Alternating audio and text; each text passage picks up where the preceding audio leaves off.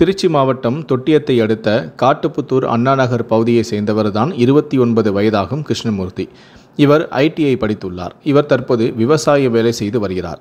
இவருக்கு இன்னும் கல்யாணமாகவில்லை. இதேபோல காட்டுப்புத்தூர் அருகே உள்ள சீத்தம்பட்டி பகுதியை சேர்ந்தவர்தான் மோகன்ராஜ். இவருடைய மனைவியின் பெயர்தான் கீர்த்தனா, வயது 23. இந்த தம்பதிக்கு திருமணம் முடிந்து 6 ஆண்டுகள் ஆகிறது. 5 வயதில் ஒரு மகளும் உள்ளார். BA பட்டதாரியான கீர்த்தனா தவுட்டுப்பாளையம் பகுதியில் உள்ள ஒரு தனியார் நர்சரி பள்ளியில் கடந்த சில மாதங்களாக ஆசிரியராக வேலை செய்து வந்துள்ளார். இந்நிலையில்தான் கீர்த்தனா பள்ளிக்கு சென்று வரும்போது கிருஷ்ணமூர்த்தியுடன் பழக்கம் ஏற்பட்டதாம்.